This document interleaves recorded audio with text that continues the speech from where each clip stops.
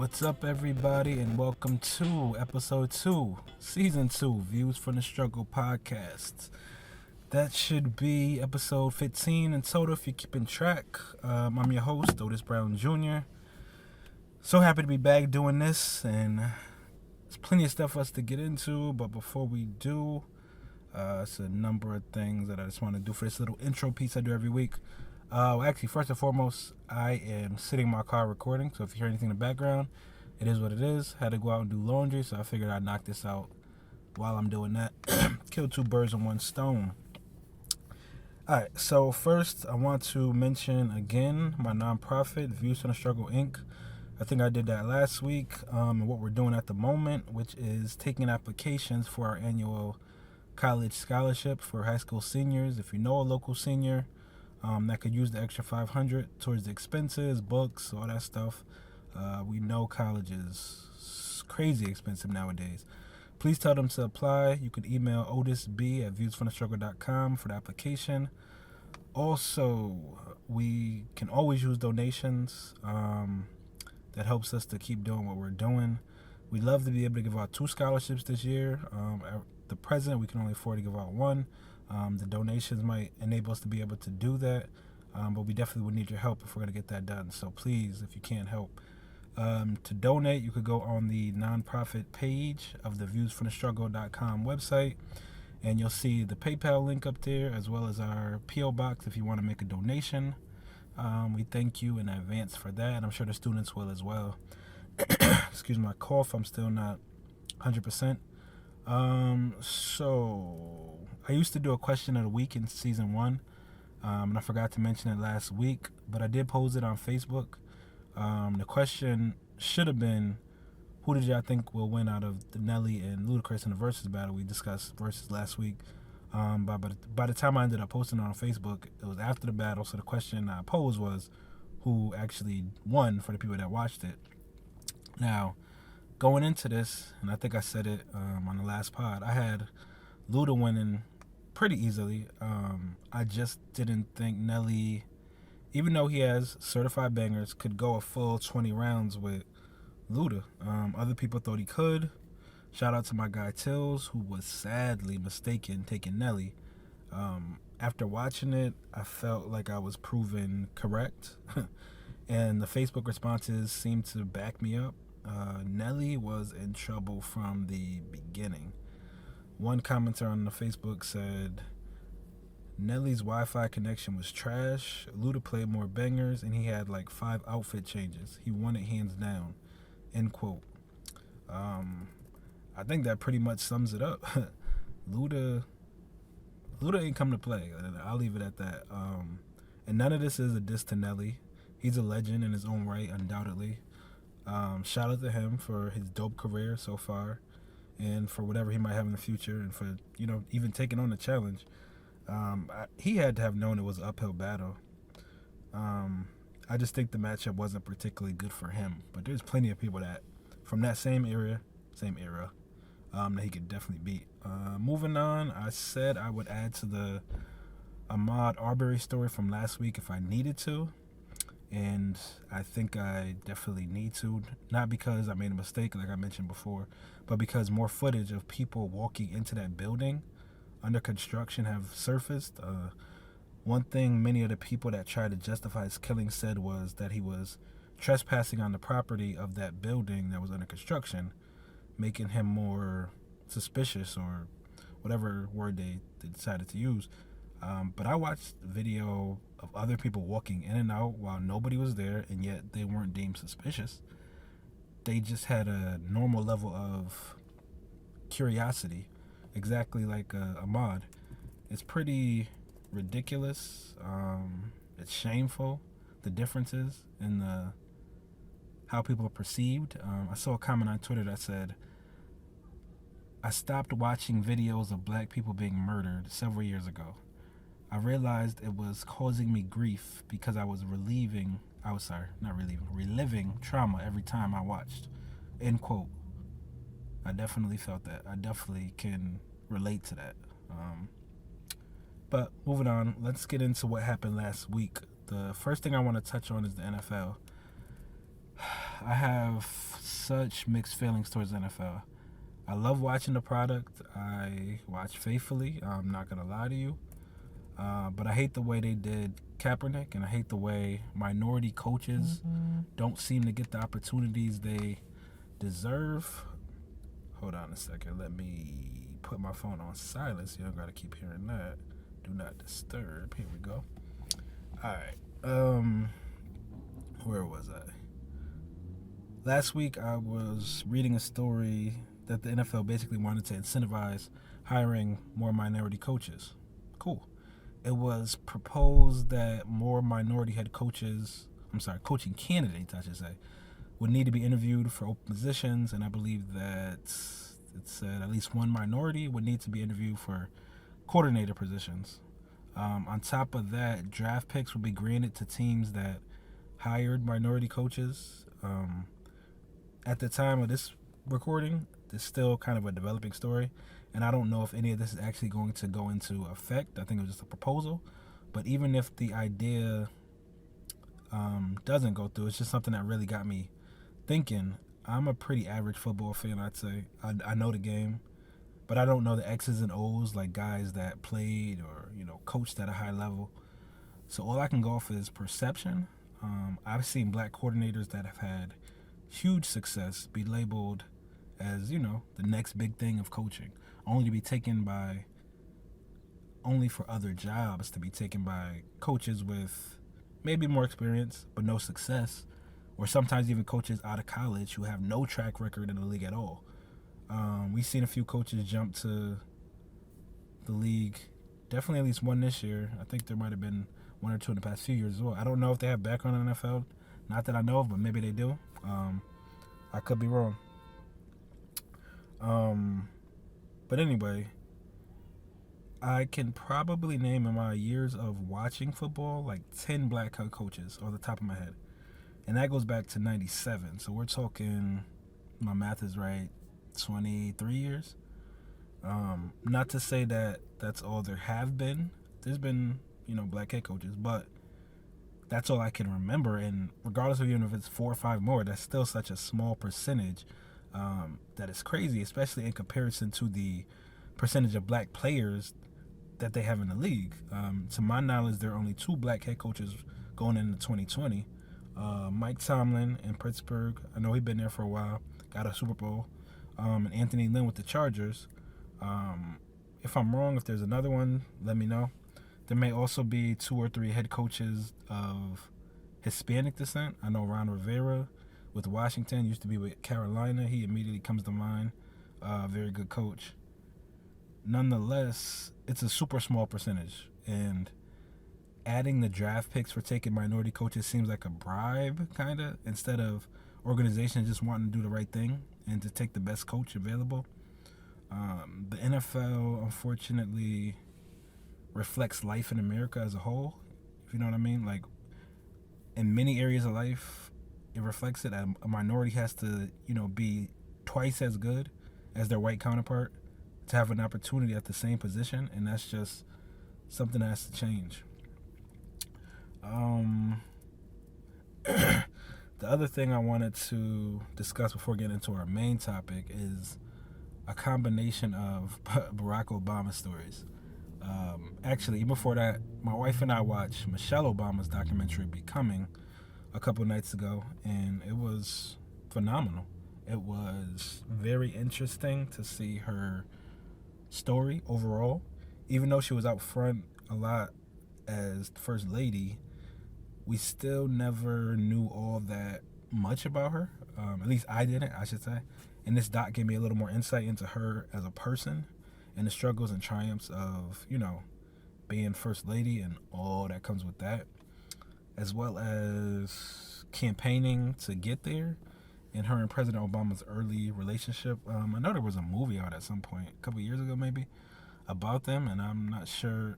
Well, I don't think they could have put a movie out which was not based on facts, so other people probably know much more than I do in terms of their relationship. But that was my first time being introduced to kind of them getting together and all that good stuff. But back to Barack. Actually, is that disrespectful to call him Barack? President Obama.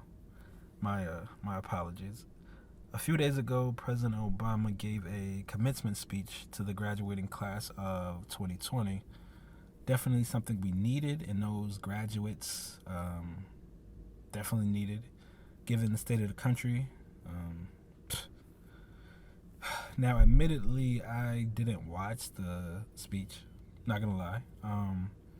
I didn't know when it was, to be honest. I kind of saw the flyers, but I never actually looked at like when it was happening. So it came and went without me even knowing.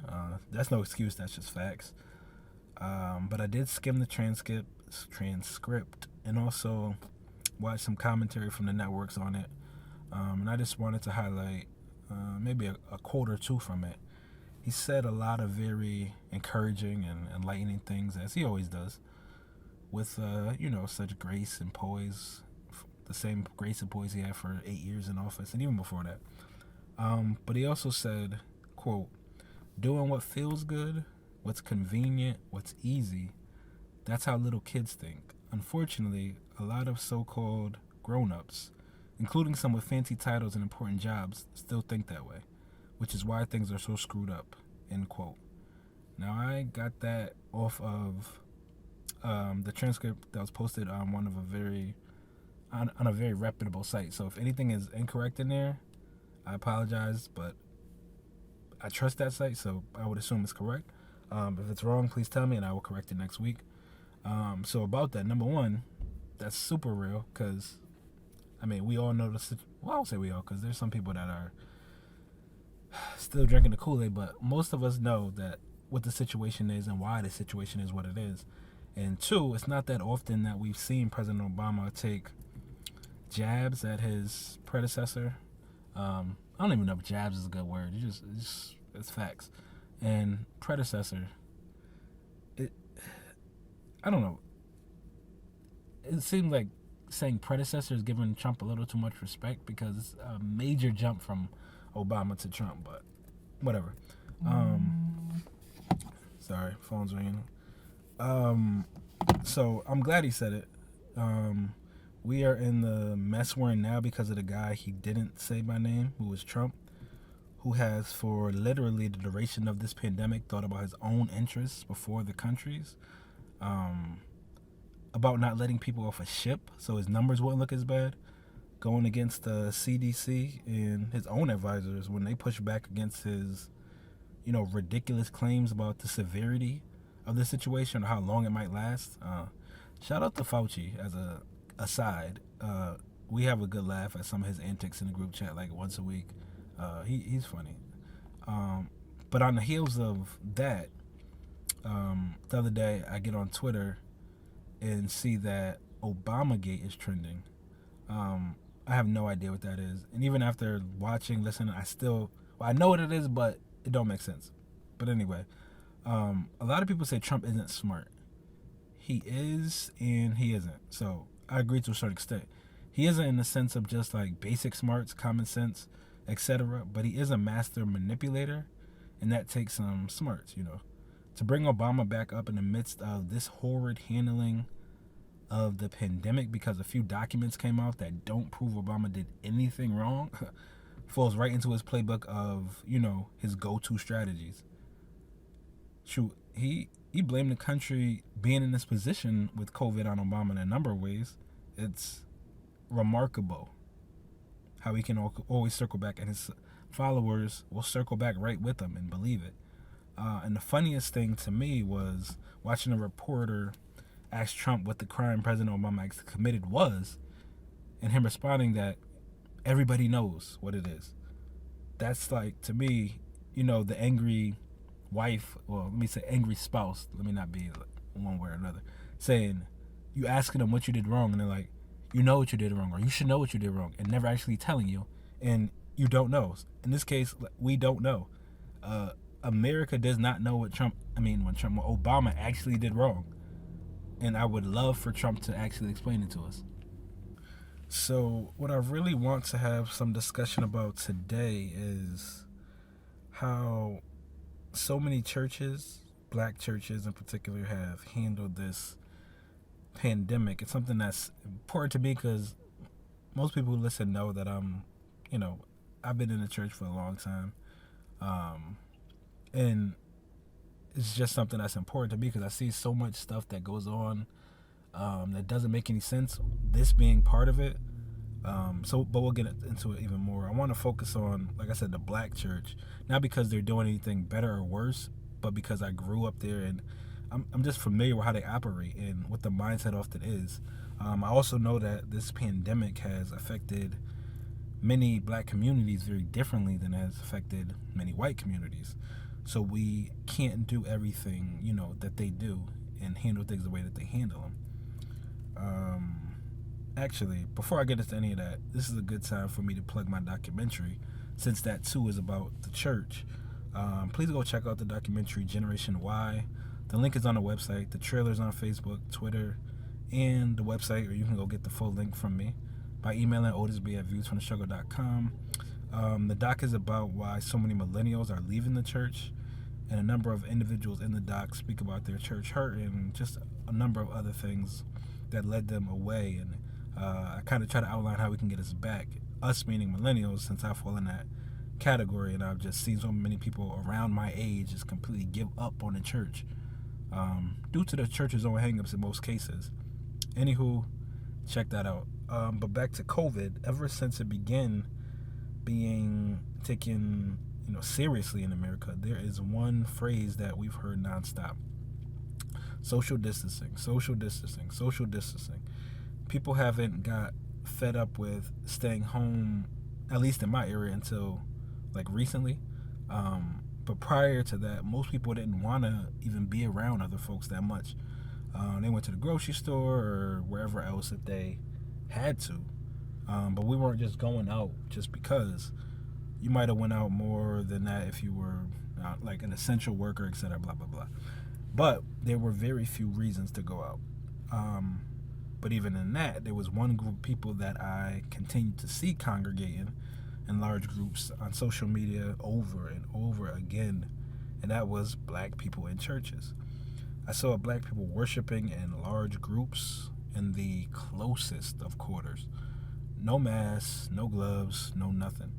And the sad part of that is, at least locally, in fact, I've heard similar stories nationwide, so I wanted to say locally, a handful of people in those congregations that I've seen passed away due to COVID, some of them within like days.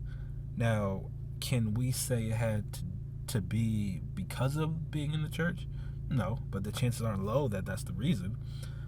It was sad because my wife knew a number of the church folk around here that passed after being in service, and she felt helpless because she loved these people and she knew it was their decision to continue to go, even though it was a bad idea, and there wasn't really much she could do about it.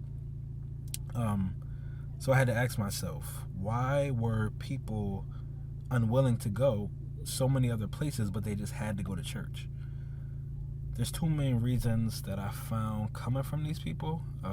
One, the Lord would protect them from the virus. That's what some said.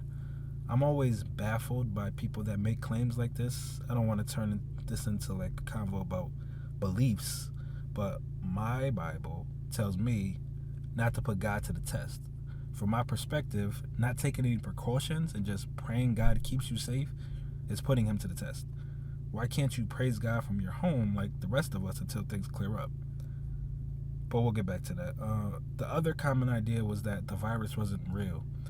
I guess for some people who hadn't initially known anyone affected, like in the early stages, I guess, by the virus, that's an easy claim to make. But how do you justify that thought process when you're in a pew next to somebody one night and the next week they're fighting for their life or have passed away after being diagnosed with COVID? Church folk really baffle me, and like I said before, it's not just us. I've seen numerous videos of white pastors as well refusing to close down their churches. I don't know what the cause may be. It could be they believe God will protect their congregations. Okay. Maybe they don't want to lose out on the tithes and offerings and the money that's going to keep the buildings running whenever they get back to it, that money that pays their salaries. Who knows? What I do know is that it's dangerous, and the lack of leadership in so many of these churches leads me to wonder if they truly care about their members or if they're willing to sacrifice them for whatever purpose, they're reluctant to cancel service. Going back to the black churches that I've seen throughout this time, I remember watching on Palm Sunday, as some churches had moved to a like watch from your car type of system, but yet had church workers going car to car to pass out palms. Like, make that make sense to me. And I say this less out of anger and more out of just sadness, because I truly care about my brothers and sisters in Christ. But we have to stop with this I can make bad decisions and God will save me no matter what type of attitude. Like, just stay home for a couple months. It's not that hard. Another problem is, and forgive me for getting, once again, kind of deep here, religious, spiritual, whatever word you want to use, but it's my pod, so I do what I want. Too many Christians think being the church means being in the church. That's something I highlighted in my documentary. You can still worship and get the word right on your couch. There are so many pastors giving sermons on YouTube or Facebook Live or through a podcast. But some of y'all be so worried about physically being in a building so you can be seen, in your Sunday best, or seen shouting, or seen dancing, etc. You could do all that at home. The only one that needs to see it, who truly needs to see it, will see it from there. But let me end on a positive note. Shout out to all the churches that have shut down the physical buildings but are feeding their congregations in other ways. I know my church, we've gone digital pretty much in every way, and I still get my fill every week.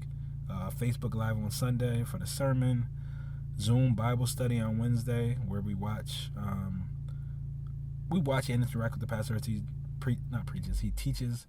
But there's also time at the beginning and at the end for us to kind of, catch up. So it's not like we never get to talk to each other, we never get to see each other. And it's not like that's the only place you should be fellowshipping with your congregation anyway. You should call on people, check on people, do those types of things. We also have the choir that puts together videos, so we get to, our gospel fill every week. Let's just be smart through this pandemic so we can all come back together when it's over. Doesn't that make sense? And actually, let me end for real this way.